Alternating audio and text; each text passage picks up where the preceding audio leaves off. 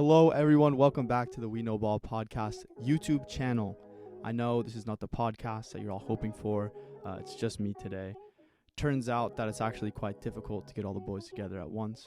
So I do apologize for that. I do apologize for the lack of regularity over the summer. We've all gotten a lot busier than we expected. But I think once our season kicks off again, we'll be back in a good flow of things. Just to give you an idea of what I'm doing today, I'm just going through Everton's current state of affairs as we near the end of the transfer window. Not the end, but the start of the season is probably a better way to look at it. But I will say we do have an episode coming soon, so this is also serving kind of as promotion for that. I'd say in the next week or so, we're going to have an episode with the original We Know Ball boys, plus Luca potentially. So that'll be 5 of us total, giving our Premier League predictions, some of our standout players, things like that. So definitely be on the lookout for that. We'll let you guys know when that comes out. Just make sure you're following us on all of our platforms, on Spotify, Apple Music, things like that. And you'll see it there. All right, well, I think that's pretty much it for the We Know Ball updates. So let's get into the Everton stuff. I know that's what everyone comes for, as always. Huge Evertonian fan base in the world. As you can see, we've got the Lukaku jersey there. So let's get started. I think to start, I kind of want to go through the current transfers. I know that transfers are the center of everything in the summer, so I figured why not just go over what we've done. So starting with outgoings, then going to incomings, followed by rumors and things like that. And then I'll kind of go into my opinion on how things are being run and where I see us going in the future. So to start, let's begin with the outgoings. There were a couple notable outgoings this summer. We kind of knew a couple of them were coming. To start, let's start with Yerry Mina. We knew it was his last game for us. The contract couldn't get agreed to his wages. He's just injury prone, unfortunately. But as we saw in the last couple games, he's world class when he is healthy and can perform. So it's really sad to see him go. I wish him all the best, and I know that in a couple months, if he gets picked up by a good team, for example, if Napoli comes in for him, and he's able to stay fit, we'll start seeing a lot of clubs sniffing at him. He's still got a couple good years left. He's only 28, so I wouldn't be surprised if he really picks up somewhere that he might get injured. Might not get injured as much as in the Premier League. Moving on to Tom Davies. Obviously, same kind of issue, always injured. I really did believe in 2017 after the Man City game that he was our star boy. I thought he was the next Wayne Rooney. But I think we've all been kind of disappointed by both his injury and his kind of stagnation after that. He's not really gone an upward trajectory at all. It's kind of stayed the same, no real advancement. So I do wish him all the best where he does go. I don't think that he's Premier League ready yet. He's still young at 25, so hopefully he can get some minutes in the Championship for another team. I could see someone like Leicester or a team that might be in that upper echelon of the Championship coming in for him and him serving a good role there. And now kind of going towards the people who we had but were on loan. Ruben Vinagre, who no one ever watched play except for that one cup game where he got burnt for 45 minutes. His loan ended. I'm pretty sure most people didn't even know he was on our team. More importantly, I don't know if I gave my take on this already, but Connor Cody, his loan ended, and we did not activate our option to buy for $4.5 million. At the time, at the end of the season, I thought this was a bad idea, but on reflection, you kind of look at those last 6 weeks, and Connor Cody was not featuring much at all. I don't think him and Michael Keane are necessarily dissimilar. And I know that's a horrible thing for me to say because I criticize Michael Keane every week. But Connor Cody in a back three functions very well. In Sean Dyche's 4-4-2, it's not the best. He lacks the pace that Sean Dyche likes with a higher line and pressing intensity. So Michael Keane kind of just made more sense. And I wouldn't, as we can tell, our money is tight as we've gone into incomings. So it doesn't make sense for us to activate that option on a 30-year-old just for leadership experience. I'm sure if he wanted to, he can make it happen and leave Wolves on mutual terms, and maybe that's something we can go in for, but it seems like he'll be returning back to Wolves and playing a role there. And then finally for the money moves, Moise Keane finally off our books for 30 million euros, I believe it was at the end. I think it just recouped our investment pretty much entirely, which is great. I think that's a good move for us. I'm not surprised by it at all, and it's good to have that money back in our pockets. Another one that was kind of surprising, though, Ellis Sims going for 7 million to Coventry. Again, good move for him. It's a little strange for us, but I get it also. This is exactly what we need to be doing. This is what we should be expecting. Selling these youth academy prospects who get a couple first team minutes for £8 to £10 million. It's going to make our financial issues go away very quickly. And I know obviously people get mad about selling talent, and we have sold a lot of talent recently, but at this time we don't have the wherewithal to be developing talent in the way that we should. If anything, we should be taking in talent from other clubs to develop that is already cooked more than what we've got here. So Ellis Sims for 7 or 8 million, I think it was, up to 10. I think that's a good move for him, good move for us. And although we're really thin in strikers, I think that might give us enough funds to get someone who's a little more experienced. So hopefully that all works out. Now, to go into the incomings, the only ones of note that came back from loan really are Jared Branthwaite. I do see him playing a pretty good role for us this season. Hopefully, this sounds bad, but I hope he doesn't play too much at the start. I'd really like to see Tarkowski and Michael Keane create a partnership if they can. I hate to see Michael Keane starting for Everton Football Club, but that is what it is, and there's nothing we can really do about it. But Jared Branthwaite had a fantastic under-21s championship for England. So I do think this is a time for him to kind of step up into that senior role, and so I'm just praying that everything goes well, he stays healthy. But I do see him making a good squad role this season, and hopefully that gives us the room to then sell on either Ben Godfrey or Mason Holgate, because I think that would be more capital we can invest into more desperate positions. Two other signings of note I really think for incomings. Ashley Young on a free transfer, 38 years old. This one's really strange because this is exactly the kind of move I would make if I was our director of football. But as a fan, obviously, it's not something you love to see. But it's a free transfer. He played 29 games for Aston Villa, averaged a 7 rating for them. A lot of fans at Aston Villa were sad to see him go. He's got legs still, as we've seen in the preseason. Useful cover for Mikolenko, but can really cover anywhere on the pitch. So I can't be too mad at this signing, honestly. I don't think he's getting paid too much. I don't think he's taking up a lot of wages. So it's a good depth signing. Could definitely provide some leadership and give some advice to some of the younger guys on our team. Both Dwight McNeil and Mikolenko on that left-hand flank could use that to develop, as they're both younger guys. So I'm pretty actually happy with this signing. Although at the time when that was our first signing to come out for this summer, it was a little disappointing. I can't lie. You don't like to go see other people go and sign Jude Bellingham, and you're signing Ashley Young at 38. But on reflection, it's a really good signing. And our second big signing so far is Arnaud Danjuma on loan, or as I think people have been calling him, Arnie. And I love this man. I'm very happy with this. I think our loan fee is $4 million. Which when you look at it, that's a much better deal for us, I think, to have Danjuma for a season than to have Connor Cody on our books, because we'd probably have to sign Cody to a 3-year contract, and I don't know if he has the legs for 3 years. And we need creativity. We need attackers. So I'm really happy with Danjuma coming in. I pray he stays healthy.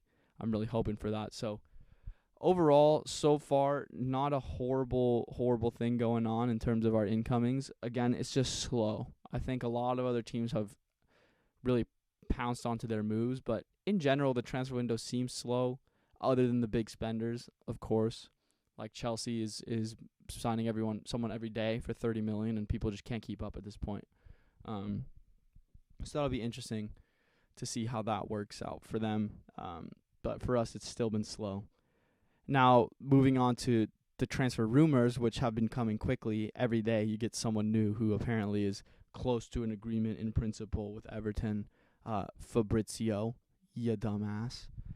I don't know if anyone else is like this. I think Fabrizio he jumped the gun now. He's really trying to take his spot as the premier journalist. And we get it. He knows stuff, but he's just kind of tweeting everything now. No longer stories that will come out the next day. It's stories that will come out in 3 weeks. And it's like an idea that he heard that he's pretty confident will go through, and he really wants to be the forefront of it. Fabrizio, come down, mate. You're good.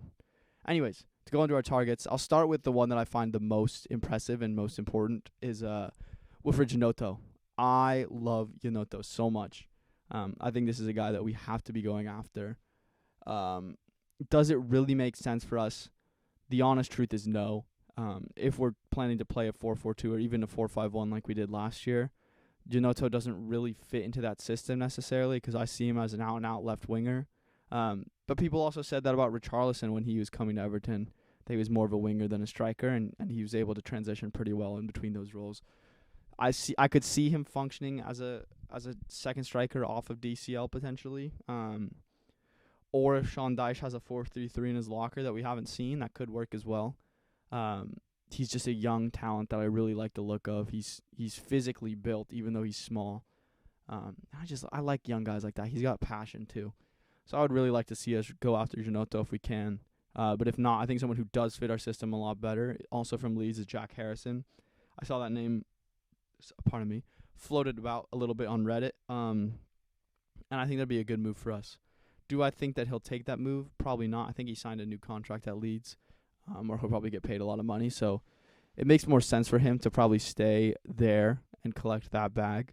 But I would love him at Everton. He does kind of fit that attacking left mid role better than Dwight McNeil would.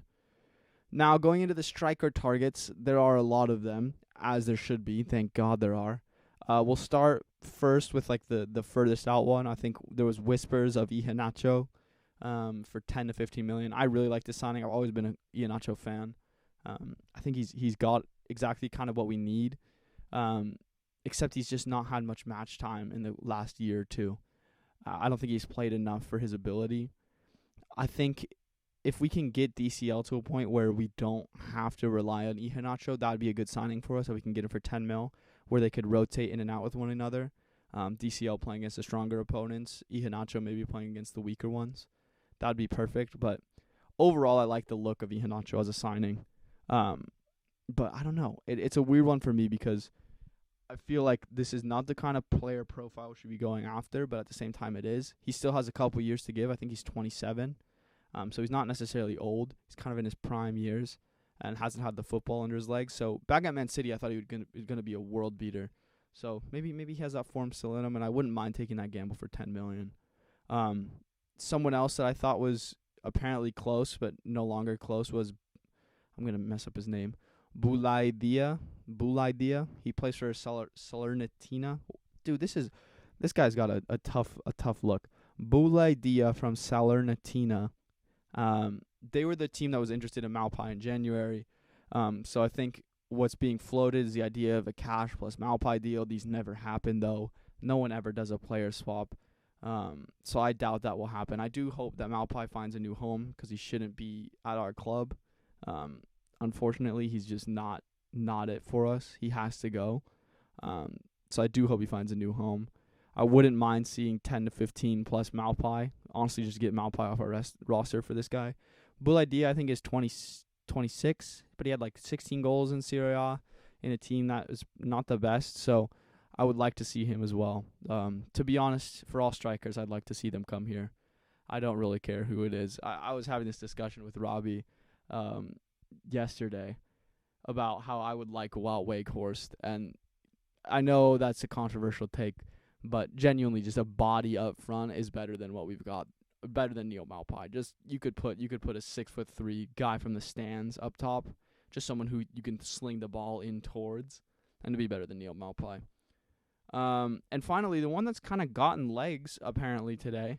I'd like to pull up the facts in front of me just so I don't mess it up. And his name is also difficult to say. It's Youssef Chermiti from Sporting, I believe, is the team. I'm going to pull up the exact link for it. Apparently, Romano says we've reached an agreement in principle with Sporting to sign Youssef Chermiti as new striker. And obviously there was no kind of rumors before today, before we were apparently reached an agreement. And I'm not mad at it. I'm not mad at the idea. I looked at his YouTube compilations, as every good fan would. He looks big. He looks pretty quick. Don't think he's the most technically gifted. He's born in 2004, which is 2 years younger than I am, which is scary to think about. But I don't dislike this idea. This is the exact kind of business we should be doing. I'm a little hesitant because the numbers that are being floated around. Apparently, Alan Myers and Bobble are saying close to 20 million, 15 million rising to 20 if the deal gets done, which I'm confused about kind of. What I guess it is probably like the 15 million we spent on Malpai, in that it's probably 5 million over his contract. So 5 million a year for 3 years. Which I wouldn't be mad at. I think this is the kind of deal that would do well for us, especially if he does come in and does adapt well. But this is kind of an Onana situation where we bring someone in to have them adapt and sell them on. So I'm not mad at it. I do not think this is ample cover for DCL. I hope that Kevin Thelwell knows that if we do want to have a cover for DCL, this shouldn't count. We'll need one more, at least. This guy plus probably an experienced person. And as everyone's been joking about on the Reddit as well, I think that could be Che Adams on the last day. And I wouldn't necessarily be mad at that at all. We bring in Che Adams to just back up DCL and then have this kid who will play in those cup matches where we need to and get some minutes as well.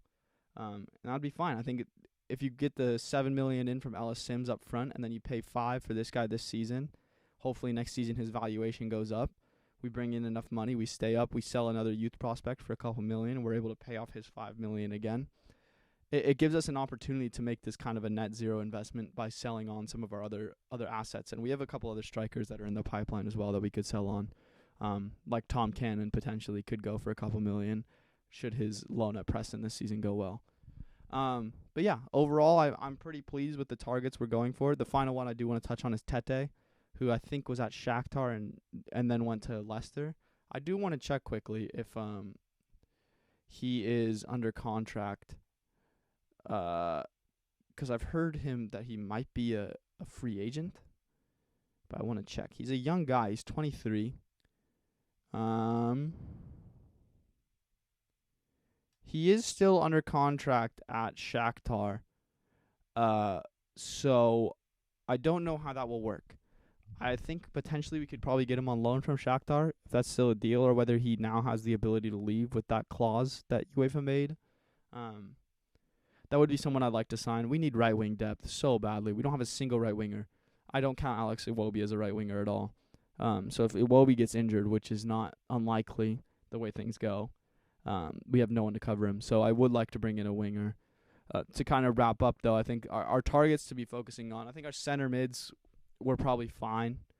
Maybe one more that's like a deep squad player. We could bring in someone, a veteran maybe, or someone on loan, who can just cover in the squad position, because I think our starting ones will be Ghana,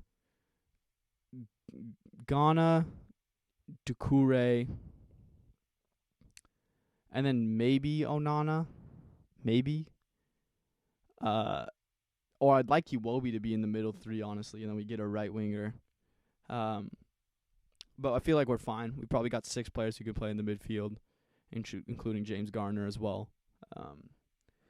And then I think another problem position for us, our left backs are now covered, our right backs are covered. Goalkeeper is okay with João Virginia as a 2. I've watched him now in the preseason games a couple times. He seems all right. I don't think it'll be that much of a difference between him and Begovic. Begovic was too good to be a backup keeper, I still believe. So I think that'll be fine. I think, again, we need depth at left wing, right wing, striker, and general creative players. I think a nice creative midfielder would be good as well. But can we get 4 players over the line before the deadline? No, probably not. So in terms of priority, it's striker, right wing, left wing, center mid. And left wing also could go equal to right wing if we sell Damari Gray, like it looks like might happen. I wouldn't mind Damari Gray getting sold for the amount that we then pay for Janotto. I think that'd be a good deal for us. But yeah, I think that's pretty much the rumors, everything that we've gone over. So just to wrap up this video kind of, and I know it's been a little longer than I hoped, I want to point out my 3 points of concern, as every Everton person does. Start with the negative, and then I'll try and end with the positive, then our 3 points of promise. My first point of concern, again, I touched on it kind of in the rumors, but I'm really scared about creativity. In the preseason games, it was so evident that we just can't create. And when we do create, we don't have the quality to then finish. So we really, really, really need some creative players.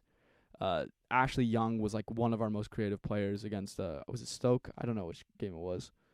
One of the games, he was our most creative player, and you just can't have that. You cannot have that. That cannot be our standard now, that Ashley Young is going to be our most creative player.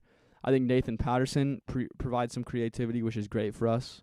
But like the quality in midfield also, I don't think Doucouré can find a pass going forward enough to be creative necessarily. Ghana can't do it. James Garner has it a couple times, but man, it's just tough. We don't have a lot of people who can create, and it can't really create from wide, which is horrible. So yeah, it's like Patterson and Dwight McNeil are the two people who can potentially create a chance for our strikers at this point. So we definitely need creativity. Second concern, depth. For sure, depth. I know we're probably not going to make many runs in cup competitions this year, but I don't even think we'll have the people to do it, honestly. Like, watching the preseason games, I know you see a lot of youth players usually when are in these preseason games, but it's genuinely our starting 11, and then it's all kids. Like, we don't have anyone else to warm up. We don't have people who like can go in and be squad players. Like, Mason Holgate is the only person who falls out of our second tier, right? Like, he's the only person who's in our second team. Everyone else is in and about our first team, and Neil Maupai. But Neil Maupai is still in our first team, which is horrible. So yeah, it's definitely depth is an issue. Do I think that can get solved? No, not really. I do think a couple pieces can make that rotation a lot more simple and a lot less strenuous on people, just having that ability to rely on someone. I hope we're really looking into the free agent market and just trying to find a couple people who can fill gaps here and there. Obviously, preferably English for the nationality requirements that the league has. So if we can just find a couple English free agents, like I think Johnny Evans at center back would be a decent one to have, especially if we can sell on Mason Holgate.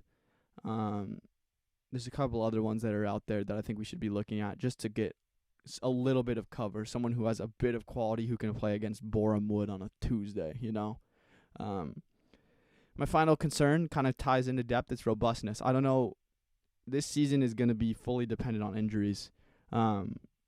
If we are a very injured team, we are going to go down. And that is the unfortunate truth. Jordan Pickford gets more than a 2-week injury, we will go down. DCL gets another 6-week injury. Very rough look if we don't have a striker backup. If we lose James Tarkowski, very difficult position for us to be in. I know James Tarkowski doesn't get injured, but knock on wood. But yeah, we're just too thin. And like Dwight McNeil got injured apparently in the Stoke game. And that's like, it's crazy to that is our oh my god moment, is that Dwight McNeil is injured for 4 weeks. Like, that can't be the case. We need depth past Dwight McNeil. That cannot be our best player with such a fall off to the second tier that it becomes a major issue. So yeah, it's robustness is our 3. So again, the 3 points of concern are creativity, depth, and robustness. But I think the 3 points of promise, first one is identity. I think this is the first time in a long time going into a season I know what to expect. And I think the players know what to expect. And I think that's the Sean Dyche effect. I think Sean Dyche knows what he's going to ask from his players. His players have expectations on them now. And there's a style of play, and people know it. And I think that's important. I think that helps with our recruitment a lot too. There's an identity that people can buy into, both as fans and as players, where it's like, hey, we're gonna work hard and we're gonna grind out points. And I think that's a great thing for us. I think that's what Everton is. So I have no problem with that whatsoever. The second major point of promise is I think it's an opportunity. I think it's an opportunity for all these players, especially the young guys, to prove themselves. This is going to be a season where from the kickoff, hopefully there's not a lot of change and not a lot of turmoil. And these first 10 to 15 games, hopefully we can cement ourselves in that mid-table area. And the rest of the season will be an opportunity for people to show how they can grow in a season. And there's not that fire under their ass to keep performing at a level just to get points. I hope that we start to see players I think Iwobi could have a really good year this year if we're able to bring in a right winger and he can move centrally. I think that's someone we could see light up. Same with James Garner. If James Garner gets a lot of opportunities, he could become a staple to our team. Nathan Patterson again. We saw it kind of at the end of last year, but he needs to grow into his position more. And I think this is Seamus's last year, so they have to really work together on getting him ready for being a staple at right back. So there's a lot of opportunity in this season to kind of give us one last hurrah on Goodison and carry us in a good position into Bramley Moore. And then from there we can build, and hopefully it's with Sean Dyche. I pray. I think he's doing a great job. So hopefully we get into Bramley Moore with Sean Dyche in charge. We continue to build this identity. And then finally, our third point of promise is competition. And I know this is a controversial take. To me, this feels like a weaker Premier League than last year. I think the top 6 or 7 are going to be more competitive than we've seen before because they're just spending the most money. But everyone else, to me, doesn't seem to have been doing fantastic business. Like last year when Nottingham Forest came up, there were so many moves that were happening that it was overwhelming, and it kind of scared. I bet you it probably scared our front office and scared our players that we saw all these teams coming up and bolstering up their squads, and everyone around us was doing a lot, and we didn't really do anything. So I think the competition seems to be a little bit easier this year. Now, does that mean that we'll rise to the opportunity? I don't know. But I do think that there's an opportunity for us to perform better than last year. I'm more scared of Leeds still than I am of Luton now. And I'm still more scared of the other teams that went down than the ones that came up. I just don't see a world where those teams do better. And then the teams around us in that bottom area feel like they've all weakened and haven't strengthened a bunch, especially Wolves. I think Wolves will be in a lot of trouble this season. So we'll see. I think overall my takeaway is that this is our final hurrah on Goodison. We're going to have to make some additions before the end of the window. I'm looking for 4 players. Is that too many? Probably. I think it's probably likely going to be 3 more. One of which will be very underwhelming, and one's probably exciting, and one probably makes sense. That's my guess. It's 3 players of those 3 calibers. But yeah, I think this is Sean Dyche's opportunity to really step up, and I'm excited to see what Everton do. We'll get more into kind of my predictions for where we'll finish in our episode coming up, as I mentioned in the start. So make sure you guys are following us on our streaming platforms. We usually post first to Spotify, so definitely check out there first. And then, yeah, subscribe here. Leave a like if you enjoyed it.